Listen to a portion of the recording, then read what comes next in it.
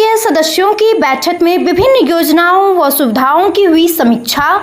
नजरिया न्यूज के लिए भरगामा अररिया से जीतू दास की रिपोर्ट। भरगामा प्रखंड मुख्यालय स्थित सभागार भवन में 20 सूत्रीय समिति की एक महत्वपूर्ण बैठक आयोजित की गई। बैठक की अध्यक्षता 20 सूत्रीय अध्यक्ष नवीन श्रीवास्तव ने की।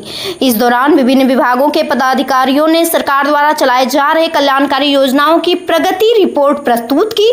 बैठक में प्रखंड विकास पदाधिकारी शशिभूषण सुमन, मनरेगा पीओ प्रशांत कुमार राय, चिकित्सा प्रभारी डॉक्टर संतोष कुमार, बीसीओ जयशंकर झा, जीविका बीपीएम दिगंबर प्रसाद यादव, सीडीपीओ आशीष नंदन, पशुपालन अस्पताल के चिकित्सक डॉक्टर राहुल कुमार, जीप सदस्य सत्यनारायण यादव, 20 सूत्रीय उपाध्यक्ष नित्यानंद मेहता, सत्यनारायण यादव, अशोक कुमार सिंह, प्राणेश कुमार मंडल, संजय मिश्र, मोहम्मद नौरेज आलम, प्रिया श्रीवास्तव, दीपक कुमार मंडल, कौशल सिंह भदौरिया, कुंदन कुमार चौधरी, प्रेम लाल दास, नीतू कुमारी, निरसू ऋषिदेव समेत सभी सदस्य मौजूद रहे।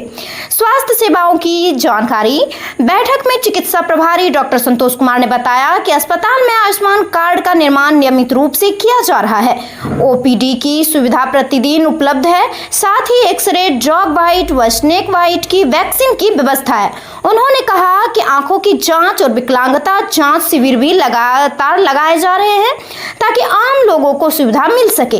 जीविका से महिलाओं का सशक्तिकरण। जीविका बीपीएम दिगंबर प्रसाद यादव ने जानकारी दी कि महिलाओं के सामाजिक व आर्थिक उत्थान के लिए लगातार कार्य किए जा रहे हैं। स्वयं सहायता समूहों के माध्यम से महिलाओं को स्वरोजगार से जोड़ा जा रहा है और उन्हें विभिन्न सरकारी योजनाओं से लाभान्वित कराया जा रहा है। पशुपालन विभाग की रिपोर्ट। पशु चिकित्सक डॉक्टर राहुल कुमार ने बताया कि पशु अस्पताल में प्रतिदिन सुबह 10 बजे से दोपहर 3 बजे तक ओपीडी की सुविधा उपलब्ध है। उन्होंने बताया कि अस्पताल में वर्तमान में 42 प्रकार की दवाएं उपलब्ध है। किसानों को बकरी पालन व सुअर पालन जैसी आधुनिक पद्धतियों की जानकारी दी जा रही है। साथ ही लंपी वायरस से बचाव और इलाज की जानकारी भी साझा किया गया। उन्होंने बताया कि किसानों के लिए हेल्पलाइन नंबर 1962 पर 24 घंटे सेवा उपलब्ध है। बैठक में सभी विभागों के पदाधिकारियों ने अपनी अपनी योजनाओं की जानकारी साझा की और सदस्यों के सुझावों पर चर्चा हुई। अध्यक्ष नवीन श्रीवास्तव ने कहा कि 20 सूत्रीय कार्यक्रम का उद्देश्य गांव-गांव तक सरकारी योजनाओं को पहुंचाना है।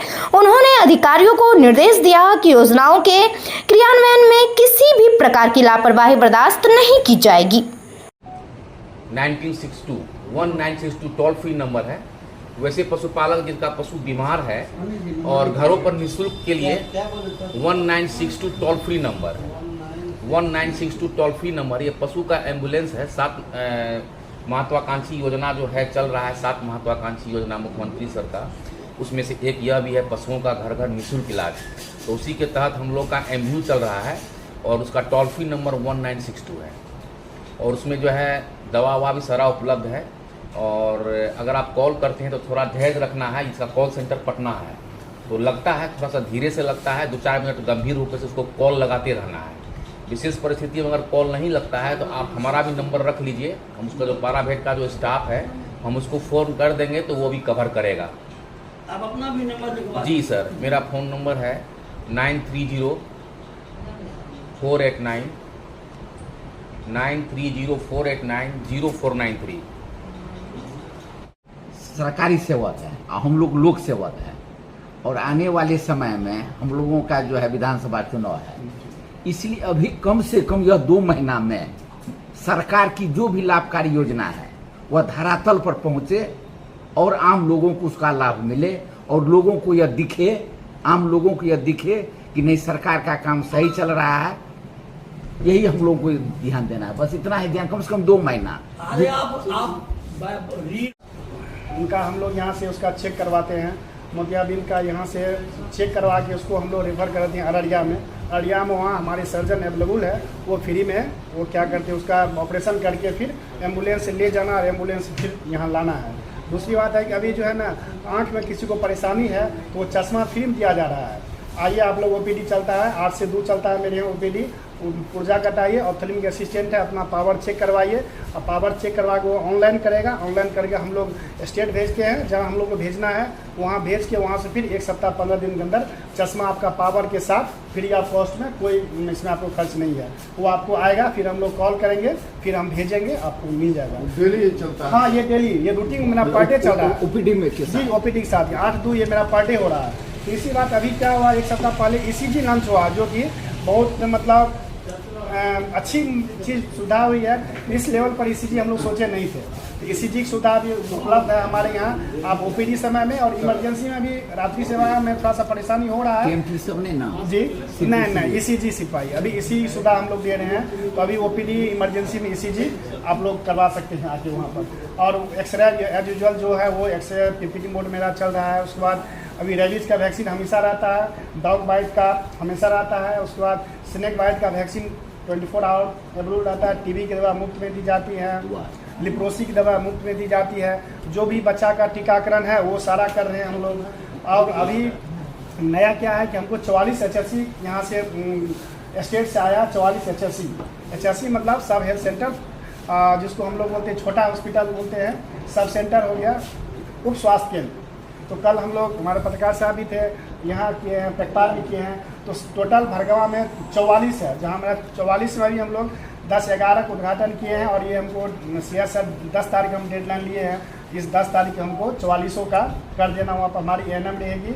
अब क्या होगा, छोटी मोटी सर्दी खांसी बुखार के लिए आपको हॉस्पिटल आने की जरूरी नहीं है, वो आपको वहीं मिल जाएगा। इसके कार्य हम लोग का चल रहा है और पहले से जो भी सेंक्शन लोगों का नाम था उसी पे अभी कार्य हम लोग करा रहे हैं। कुछ चेंजिंग हुआ है पहले से, और अभी जो वर्क का प्रोफाइल है मनरेगा का, पहले सभी लोग जैसे जानते हैं पहले मस्ट्रॉल चलता था, फिर ई-मस्ट्रॉल हो गया, फिर NMS हो रहा है। अब वो चेहरा के हिसाब से, मतलब जितने मजदूर हैं उस हिसाब से NMS वगैरह का किया है। राशि का भी जहाँ तक आवंटन का है, तो राशि भी अभी जो केंद्र सरकार जिस हिसाब से विमुक्त कर रही है उसी हिसाब से कार्य हो रहा है। पहले जैसे अनलिमिटेड वर्क था तो उसको धीरे धीरे विभाग अपना उसको कम की है। जो परमिसिबल वर्क है वही हम लोग कर सकते हैं। पहले कुछ हम लोग पंचायत के आधार पे या कुछ लोकल जो भी इसके आधार पे हम लोग कार्य कर लेते थे, उस सब कार्यों को अभी संक्षिप्त कर दिया गया है। लेकिन जो पुराना वर्क था जैसे मिट्टी का वर्क, वो सब बंद हो गया, कंप्लीट बंद हो गया। आप इधर के क्षेत्र में जैसे VC है, नहर उगाही है, इस तरह का है, या एक तरफ जो रोड बनने का रहता है उस तरह का है। कंप्लीट जो हम लोग जो मेन सड़क निर्माण करते थे उसको पूर्ण रूप से मिट्टी का कार्य को बंद कर दिया गया है। और जो खेत पोखरी मिट्टी का कार्य, जो केवल मिट्टी लेते थे सर हम लोग, उसको कंप्लीट बंद हो गया। मिट्टी का काम आप उस तरह का मिट्टी, रोड में मिट्टी दे दिए, क्योंकि सरकार का कहना था बार बार एक ही काम को कितना बार हम लोग करेंगे। पक्की कर सकते हैं हम लोग, अगर ईट सोलिंग करना है हम कर सकते हैं, PCC सड़क हम कर सकते हैं। और 60-40 का जो अनुपालन करना है सभी लोग अवगत हैं, क्योंकि उसका लिमिटेशन है। जो पंचायत अगर 60 लाख का मिट्टी का में से, जैसे खेत पोखरी, निजी जमीन में खेत पोखरी हम लोग कर सकते हैं। नहर छर का उगाही वाला काम कर सकते हैं। नहर का एक पार्ट में जो रोड बनाते हैं वो बन सकता है, क्योंकि वो जी पोखर निर्माण सरकारी अगर है तो उसका जीर्णोद्धार, और निजी में न्यू पोखर का निर्माण कर सकते हैं। निजी जमीन पे प्लांटेशन कर सकते हैं। छोटी छोटी स्कीम है, जैसे पशु सेट था पहले, या बकरी घर, पोल्ट्री का तो मुर्गी घर, शुगर पालन, सारी व्यवस्थाएं हैं। तो 60-40 के अनुपालन में हम लोग कर सकते हैं। एक चीज़ जो सभी लोग अवगत भी होंगे, जो क्योंकि पशु सेट का निर्माण यहाँ 2020-21 में काफ़ी संख्या में हो गया था, उससे बहुत सारा जांच भी हुआ, बहुत प्रभावित भी लोग, कुछ लोग बना के भी भुगतान नहीं हो पाया, इस तरह का भी मामला यहाँ पे आया था। उसका था जो बहुत मास स्केल में ले गया था। कोई चीज़ को विभाग का जो है डायरेक्शन, जो लिमिटेड सोर्स में जिसको पहले करना है, जैसे हम लोग SC/ST समुदाय है, फिर BPL धारी आए, फिर आवास लाभार्थी आए, इस तरह से करके धीरे धीरे सीमांत और लघु सीमांत किसान तक में हम लोग उस कार्य को करते हैं। तो जो 60-40 का अनुपालन करके जितना भी हम लोग मिट्टी वर्क, अदर देन मतलब वो मिट्टी वर्क कंप्लीट रोड वाला, तो वो खोलने का ही प्रोविजन नहीं है। अभी विभाग क्या कर दी है, जो RC मतलब रूरल कनेक्टिविटी, जो मिट्टी वर्क था, और LD, पहले हम लोग स्कूल कॉलेज में मिट्टी भर देते थे, वो स्कीम नहीं लेना है। सरकार का कहना है जिसको आप एग्रीकल्चर लैंड अगर बढ़ रहा है, जैसे कोई चौर वाला है, यहाँ अभी अब तो प्रोफाइल हम बहुत बढ़िया से नहीं जान रहे हैं, कुछ जगह जैसे जो लो लैंड है वहाँ पे पानी लगा रहता है तो खेती बाधित हो जाती है।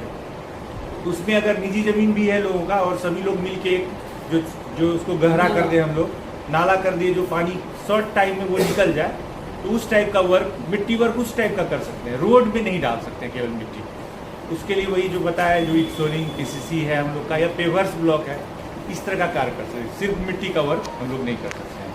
तो वही छोटी छोटी योजना है जो हम लोग अब लेंगे, जीविका के माध्यम से हो, या अभी तो बहुत सारी योजना जो खुली हुई थी अभी धीरे धीरे बंद करवा रहे हैं, तो भरगामा के दृष्टिकोण से हो सकता है।